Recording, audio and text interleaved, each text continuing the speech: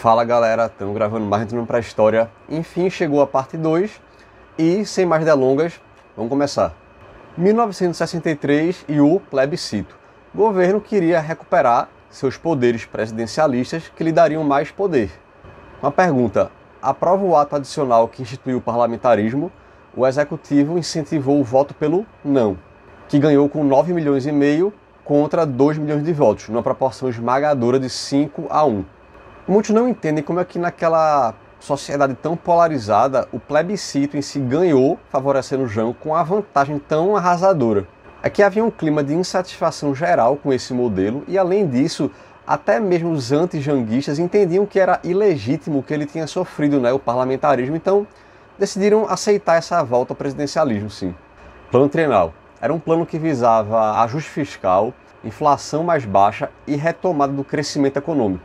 Iria ocorrer de 63 a 65, iria renegociar a dívida externa, substituição das importações e investimento em certos tipos de infraestrutura.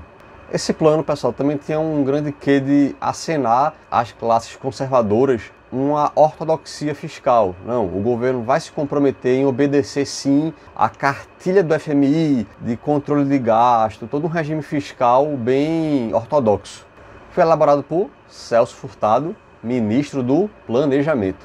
Objetivos: pretendia abaixar a inflação de 52% de 63 para 10% em 65 e impor um crescimento anual de 7% ao ano no PIB. Um dos principais pontos do plano era a substituição de importação de bens de capital, como maquinário, equipamentos, etc. Porque as importações estavam muito onerosas. Então o Brasil queria virar produtor desses bens, só que dá trabalho e leva um tempo. Produzir uma tecnologia não é tão fácil, tem que ter capital intelectual em quantidade suficiente no seu país. 2 pontos. A inflação produzida pelo déficit no setor público deveria ser reduzida pelo financiamento do investimento público em alto nível. E 2. O Estado deveria manter a capacidade de importação através de um refinanciamento da dívida externa com o FMI. Essa dívida alcançava a cifra de 564 milhões de dólares, equivalente a quase metade das exportações do Brasil. O Brasil já tentou um renegociamento com Washington, porém, o máximo que conseguiu foi um empréstimo de 84 milhões de dólares, podendo chegar a 398 milhões em caso de obediência total e completa à cartilha do FMI. Como a gente já falou, é de corte de gastos. O plano também queria, pessoal, investimentos na indústria e na pesquisa tecnológica, bem como na educação.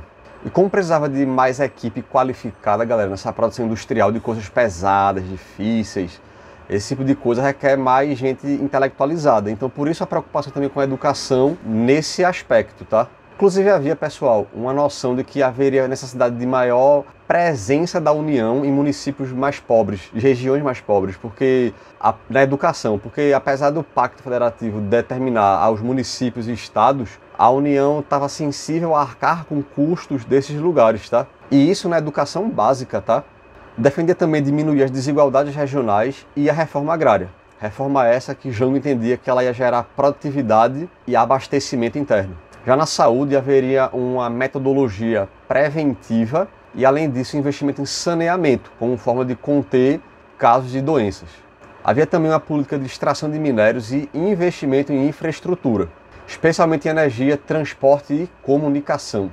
E também a levar à produção de petróleo, porque ele onerava muito as importações do Brasil.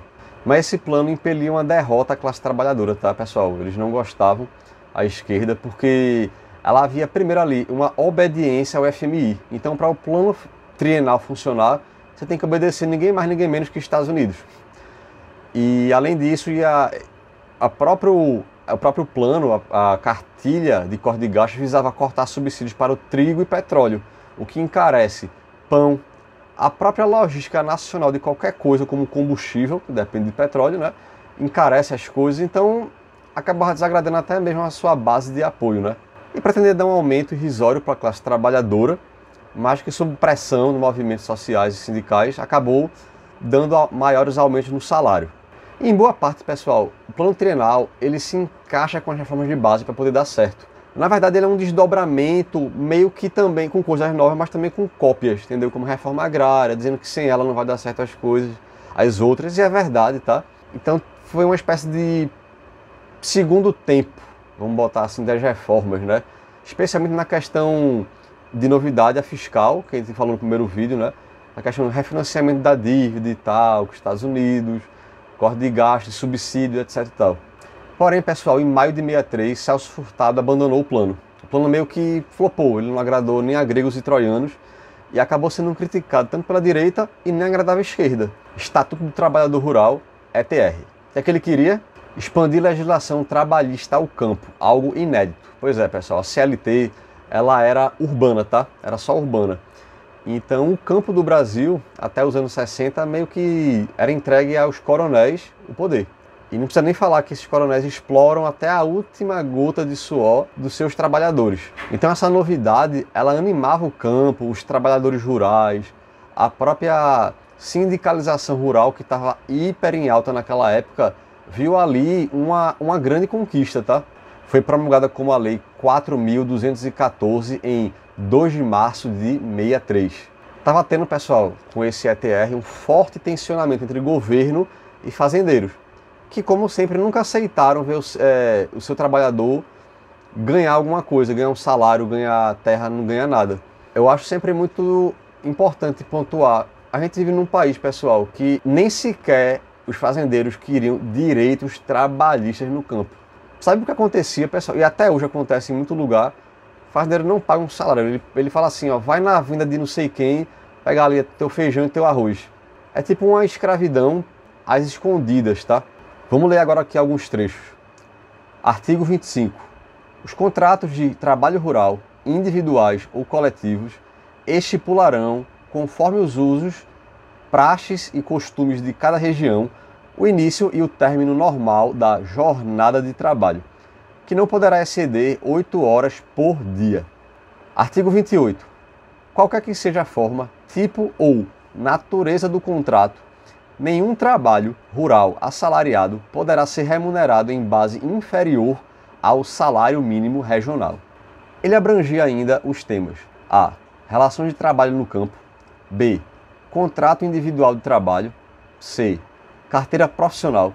D. Duração de jornada de trabalho. E. Remuneração e salário mínimo. F. Repouso semanal remunerado. G. Férias. H. Higiene e segurança do trabalho. I. Estabilidade, rescisão do contrato de trabalho e aviso prévio. J. Trabalho do menor no meio rural. K. Trabalho da mulher no meio rural. L. Fundo de Assistência e Previdência do Trabalhador Rural. M. Instituto de Previdência e Seguro Social. N. Fiscalização a ser exercida. E O. Dissídios e respectivos julgamentos. Então, resumindo, pessoal, o plano nada mais é do que dar direito de uma pessoa ser um trabalhador e não um escravo. Era isso que tanto incomodava esses latifundiários, tá? Isso demonstra muito o atraso, né, que nosso país tem e como essa nossa elite ela dirige o país de um modo que ela não aceita perder um centavo. Ela quer um lucro a qualquer custo. E até hoje, na verdade, não é só na época de Jango, na verdade, há afastamento do PSD ao longo de 63. No decorrer daquele ano, galera, pouco a pouco o PSD foi se desligando da base aliada de João Goulart, porque as reformas geravam um impasse e haviam muitos setores conservadores no PSD, empresários, fazendeiros, como sempre teve, né, na Câmara, né? E isso contrariava seus interesses, embora muito pouco, porque eu acho que essa elite ela acaba não pensando numa coisa. Era até melhor perder um pouquinho de terra e manter um país desenvolvido do que lucro máximo a qualquer custo, porque isso gera tensões e às vezes eclode em revoltas. Mas enfim, isso é uma outra história para um outro vídeo, para falar com mais detalhes. E a própria DN, que era totalmente conservadora, então acabou que essa maioria nunca conseguia deixar Jango fazer as reformas. E daí Jango ficou isolado. A disparidade ideológica só crescia no Brasil naquele decorrer e nomes como Brizola, Carlos Lacerda, eles pendiam para os extremos. A meu ver, não dá para chamar Brizola de extremo porque ele era um nacional reformista, mas ele era muito brabo, ele tinha esse perfil comportamental e ele não abaixava o tom para essa direita, autoempresariada, etc. Tanto que, na época, tinha uma curiosidade, Brizola ele foi tipo apelidado como se fosse uma espécie de esquerda negativa, que seria a esquerda radical, enquanto a esquerda mais moderada seria a esquerda positiva. Curiosidade, galera.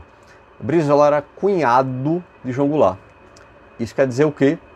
Uma coisa muito importante naquele grande tabuleiro de xadrez, que ele não poderia ser candidato a presidente. Por quê?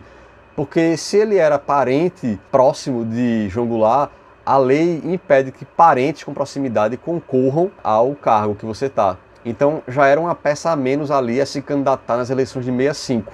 E ele era talvez o nome mais poderoso da esquerda, né? E Brizola estava criticando cada vez mais Jango pela sua lentidão, pela sua obediência à direita, em querer agradar e acalmar eles. E Santiago Dantas, como se destacou muito como ministro, ele estava sendo postulado como possível candidato a sucessor. Só que teve um porém. Por um grande azar, ele teve uma enfermidade no pulmão e precisou ser afastado da vida pública, pelo menos por um tempo. Bem como Celso Furtado, por razões políticas, e alguns outros ministros também foram desligados. Revolta dos Sargentos. Presta atenção, tá? Era setembro de 63. O Brasil está hiperpolarizado. Teve uma revolta de sargentos da Marinha Aeronáutica em Brasília. Vê agora. Nessa rebelião, eles prenderam nada mais, nada menos que o presidente da Câmara e um ministro do Supremo Tribunal Federal, nosso STF. O motivo da revolta é que o STF havia anulado o direito dos sargentos concorrerem a cargos legislativos. E a UNE e o CGT apoiaram os sargentos.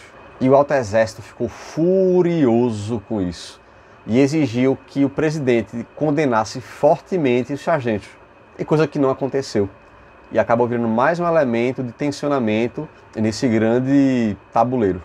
Jango decreta estado de sítio e fracassa. Com essa revolta dos sargentos, pessoal, o termômetro político no país disparou. E aí Jango, ele vai fazer uma coisa, ele vai decretar sítio, o que é um estado que dá a ele alguns poderes. Cada vez mais a briga de esquerda e direita estava se acirrando, estava aumentando o tom de voz.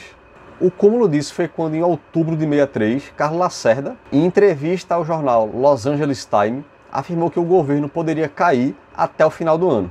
E afirmou ainda que os militares estavam discutindo se era melhor tutelá-lo, patrociná-lo, colocá-lo sob controle até o fim de seu mandato ou destruí-lo agora mesmo. A alta cúpula das Forças Armadas achou isso uma injúria e que passou dos limites totalmente Carlos Lacerda, mesmo sendo um aliado ideológico deles, mas foi um escândalo praticamente anunciar para um jornal que o Exército pode dar um golpe de Estado. Ele falou assim, botou a boca no trombone em plena luz do dia. Então também, até para um cara que vai dar um golpe, o cara tem que ter um cuidado mínimo e não tá espalhando isso. E eles, inclusive, exigiram que o presidente decretasse estado de sítio para depor Lacerda, porque isso foi uma irresponsabilidade muito grande. E Goulart conversou com Brizola, que lhe apoiou. Então, decretado o sítio, o comando do paraquedismo das Forças Armadas tentou capturar Carlos Lacerda, sem sucesso porque não encontrou ele. E Lacerda simplesmente desapareceu e acabou que o Ministério da Guerra, por fim, ordenou que cessassem as buscas. E a reação pública acabou, galera, que não gostou da ideia do sítio, porque nem agradou a esquerda, que temia que com isso Jango migrasse para uma ofensiva autoritária contra os movimentos sociais, que acredite, Jango estava o tempo inteiro tendo que se vender como pessoal, eu sou neutro, eu sou do capitalismo, eu não sou defensor de comunismo nem de aventuras ideológicas. E, ao mesmo tempo, a direita via nisso uma chance de, com o sítio, ele impor uma agenda radical e aventureirismos ideológicos. E até PTBistas criticaram o sítio. Então o Jango ficou frustrado e acabou removendo o estado de sítio. E essa foi, pessoal, uma forte derrota política para ele, tá? Isso só acabava ainda mais injetando ânimo na direita para dar um golpe de Estado. De, Jango, um golpe de sítio vai virar um ditador, vai transformar o Brasil em Cuba e por aí vai. Então, cada vez mais, pessoal, o golpe estava ali em gestação. Somado a isso, Carvalho Pinto renunciou do Ministério da Fazenda, alegando que não havia mínimas condições necessárias para fazer algo útil. Daí em diante, pessoal, o clima entre governo e as elites econômicas azedou de vez. Principalmente quando o Jango cogitou nomear Brizola para ser o ministro da Economia. Só que aí, como ele sabia que isso ia pegar muito mal, quer dizer que era radical, ele nomeou outra pessoa mais conservadora. Foi Ney Galvão, um ortodoxo. Naquele panorama, Jango percebeu que o pálido apoio de ainda alguns setores da alta burguesia nacional e militares praticamente havia desaparecido. E só lhe restavam então as bases populares, os movimentos sociais de esquerda, clima de conspiração e aliança com os Estados Unidos. Naquela época, pessoal, aquele finzinho de 63, estava tendo muita espionagem aqui no Brasil, de gente dos Estados Unidos vindo para cá monitorar os passos de grandes nomes do escalão do exército brasileiro que eram simpáticos a Jango. Lembrando, que a gente falou no primeiro vídeo, nem todo mundo ali era de direita, era pró-golpe. Havia alguns nomes mais maleáveis e tal com o presidente. Inclusive, coletaram informações do general Assis Brasil, tá? E ele era um nome, querendo ou não, importante naquele alto escalão militar. Esse intercâmbio de militares e de armamentos, tá, para o Brasil, já dava para notar que um golpe era algo real no horizonte. E cada vez mais rolava, pessoal, no Brasil uma certeza, vai haver um golpe. De que lado ninguém sabe. E nem mesmo a morte do presidente John Kennedy, em 22 de novembro de 63, alterou os planos dos Estados Unidos quanto a isso. 1964 e o comício das reformas.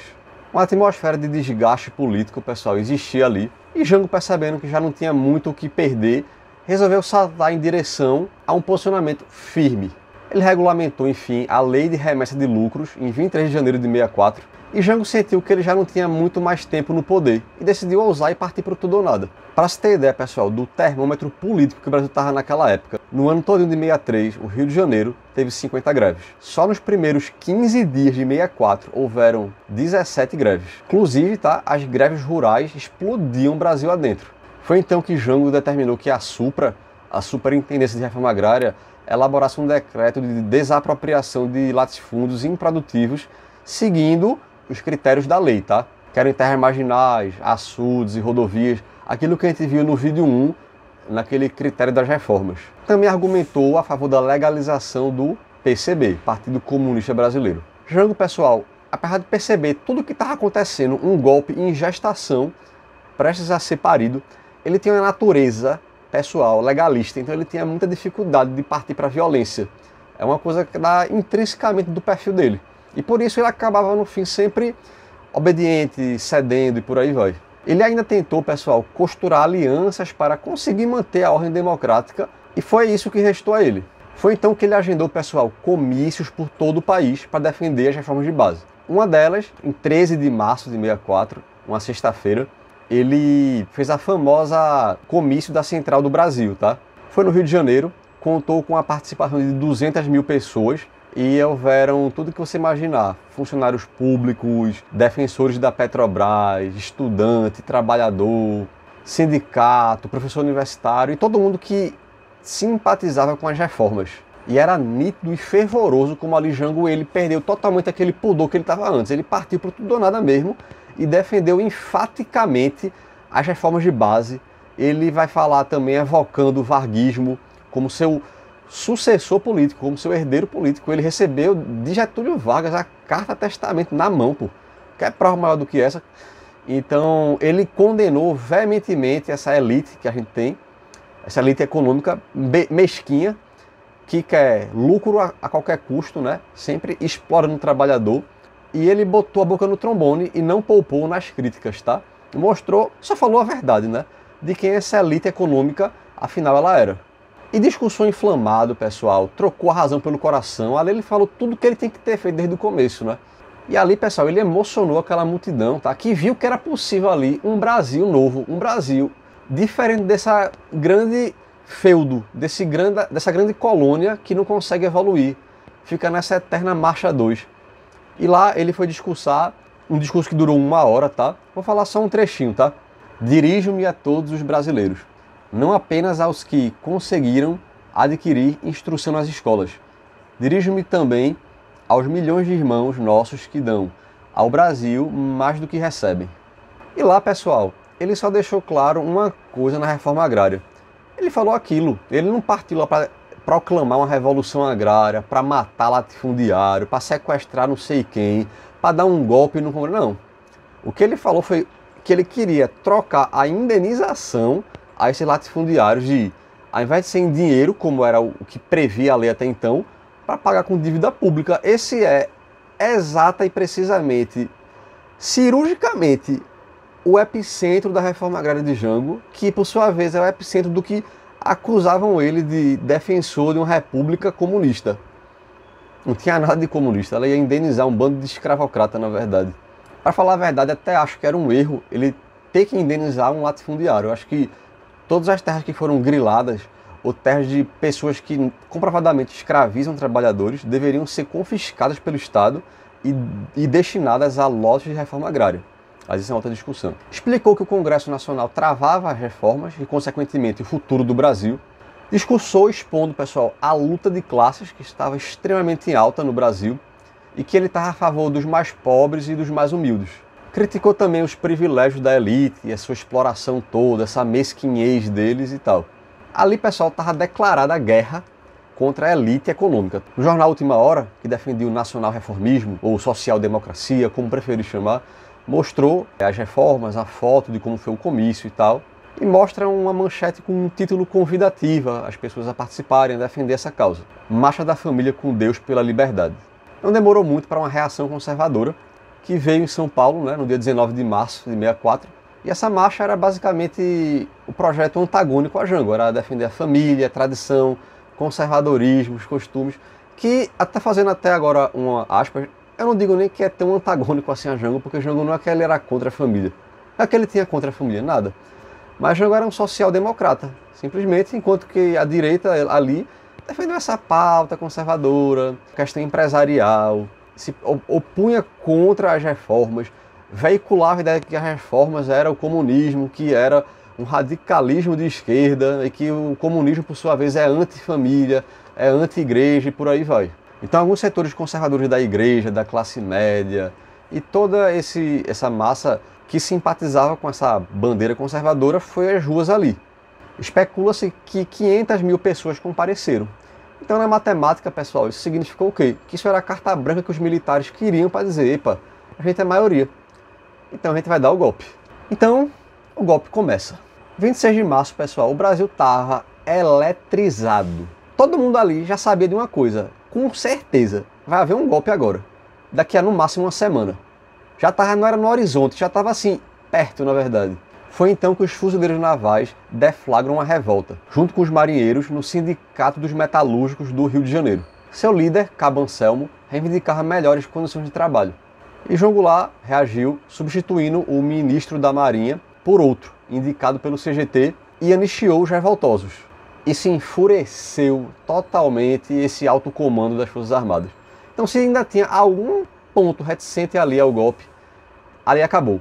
Jango ali cortou o último, quer dizer, ele não cortou, né? Ele foi vítima de uma trapaça, mas ele ali acabou o seu último apoio que poderia existir. E para completar, Jango, no dia 30 de março de 64, discursou no Automóvel Clube do Brasil, no Rio de Janeiro, da Polícia Militar, tá? De modo radical.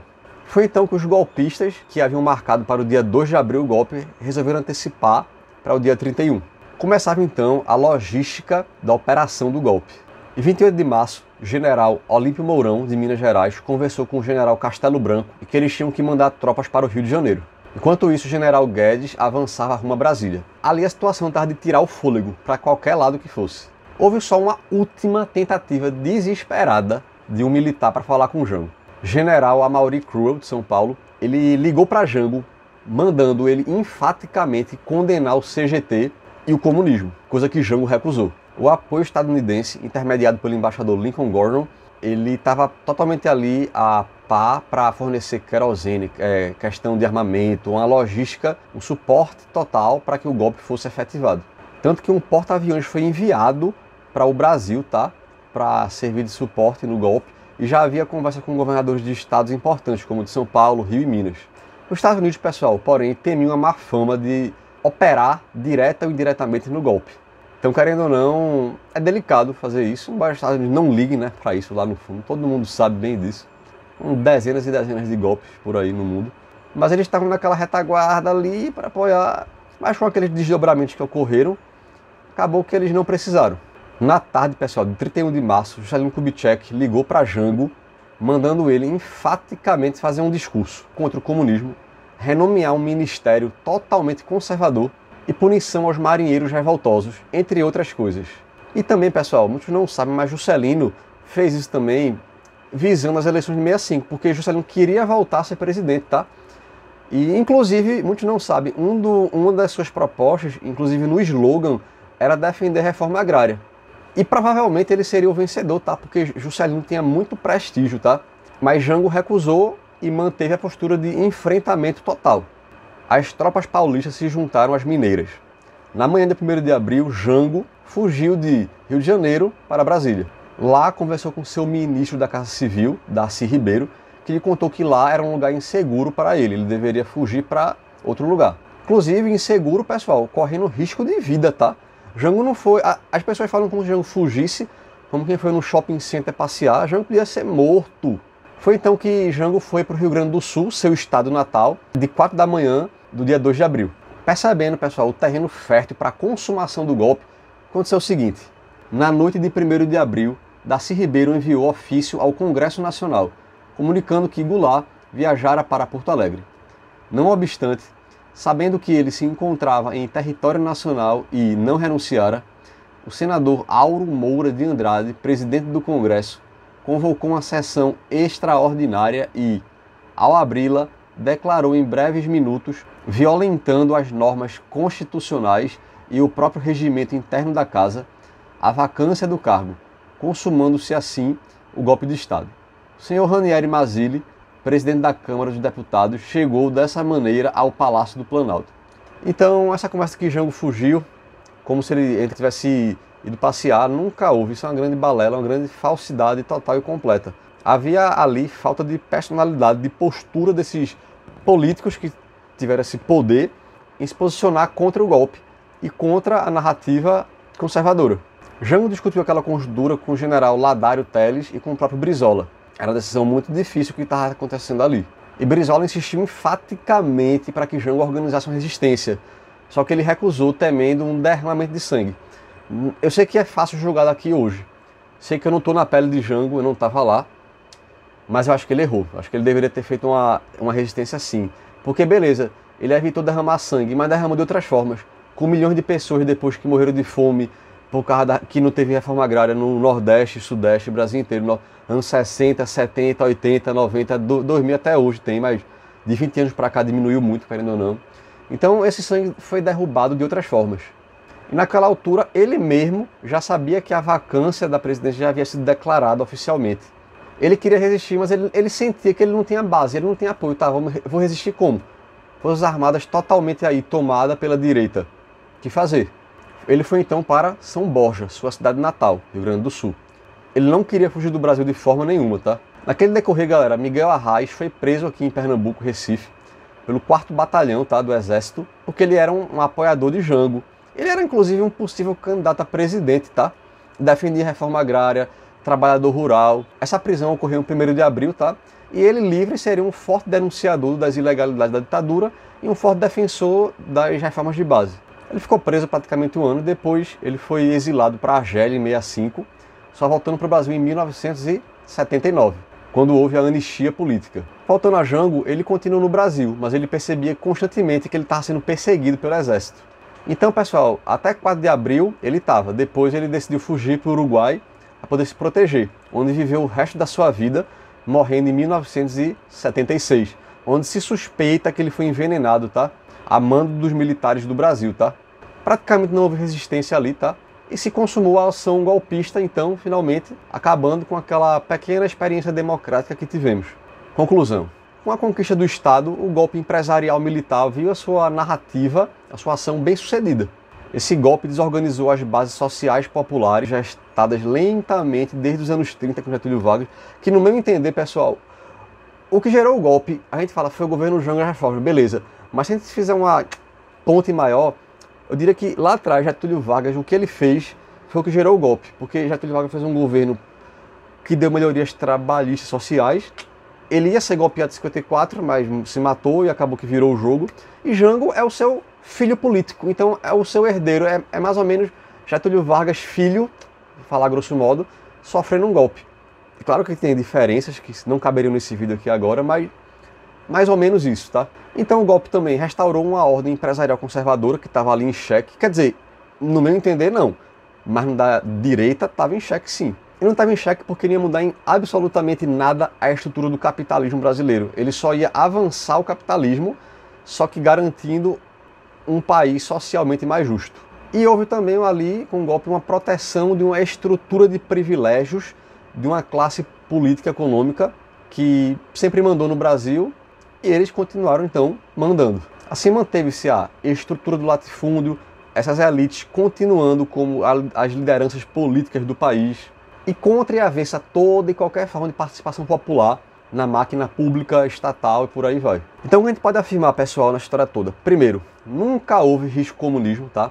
O que havia ali em Jango era um projeto nacional reformista, como a gente já falou no primeiro vídeo, que ia modernizar o edifício capitalista de terceiro mundista para primeiro mundista. 2. Jango teria sido o melhor presidente da história do Brasil, porque Jango, pessoal, ia ali com as reformas promover a maior transformação da história desse país. Se ele tivesse feito as reformas, esse país hoje estava diferente. Então ele tinha uma preocupação social e queria superar essa estrutura de forte influência da época da colônia.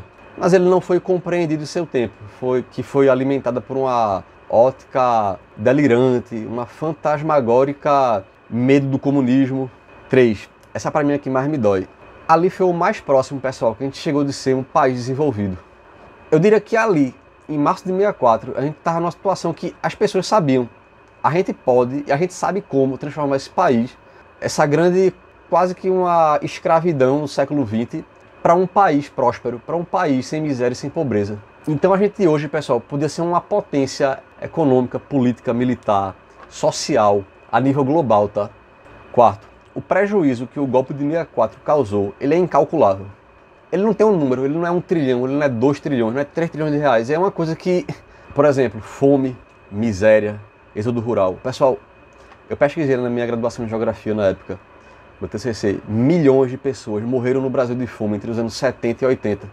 Esses milhões não teriam morrido com a reforma agrária.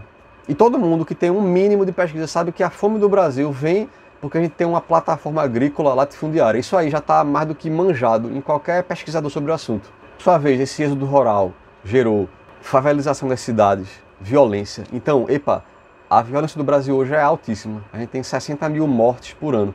Podia ser muito menos se tivesse feito lá atrás as reformas. Uma coisa que eu acho péssimo também, despolitização da sociedade. Pessoal, o Brasil em 64 estava hiperpolitizado. Foi, na minha opinião, a época mais politizada da história do país. Quando a ditadura acabou em 85, não pense que o povo voltou a como estava antes, não. Porque o povo foi meio que esvaído disso, entendeu? Foi tipo entupido por uma programação governamental que o povo não se preocupava mais com isso. O povo perdeu o interesse por reforma agrária. O povo não sabe nem o que é reforma agrária, em muitos casos. Até hoje, tá? Entre outros problemas da sociedade, tá? Falta de moradia, de terras, de inclusão social, de pobre virar consumidor, pobre virar cidadão, principalmente, de um Estado ativo no combate à pobreza. 5º, a história errou em não ensinar a justificativa do golpe de 64. Estou dizendo isso porque a gente não aprende no colégio, não aprendeu por muitas décadas, o porquê o golpe aconteceu. Parece que os militares estavam assim de bobeira e resolveram dar um golpe para ficar no poder por poder. Não diria que foi isso. Daí aconteceu o quê? A direita, pessoal, aproveitou esse vácuo e assaltou ele para dizer que não. Os militares deram um golpe porque tem um risco do comunismo na época. E eles meio que monopolizaram essa narrativa, tá entendendo? E não foi. O motivo do golpe foram as reformas de base. Então, pessoal, o anticomunismo ele é muito usado quase como uma isca. Assim, ó, para botar medo no povo e falar, ó, pessoal, isso aí é do comunismo, ó. A gente vai virar Cuba, Coreia do Norte, leste europeu, etc. Então o medo funciona. É uma ferramenta que dá muito resultado e deu em 64. E dá até hoje no Brasil, na verdade. 6. A luta de classe se acirra com governos que melhoram o social. Mais uma vez, galera, veja. A luta de classes aconteceu ali no governo de Getúlio Vargas, que levou ele ao seu suicídio em 54. Em 64 com Jango. E na atualidade com o impeachment de Dilma Rousseff em 2016. E com a prisão de Luiz Inácio Lula da Silva em 2018. Esse acirramento, pessoal, político começou em junho de 2013, tá? E vai até agora. Eu tenho até um vídeo meu que fala sobre isso, vai aparecer aí na tela. E o que é que isso prova, pessoal? Afinal de contas, que sempre que um governo se preocupa em melhorar o social, há uma reação conservadora contra essa melhoria. Então, quebremos esse ciclo. Bem, galera, enfim, chegamos ao fim, acabou o vídeo. Muito obrigado mesmo para você que está até aqui. Tenho um prazer enorme de transformar o meu TCC para você poder entender de uma vez por todas o que aconteceu ali em 64. E eu sei que é meu dever te informar isso. Um intelectual não pode sonegar informação. Então, galera, espero que vocês tenham gostado. Por favor, vão descansar também agora. Foi muito longo o vídeo.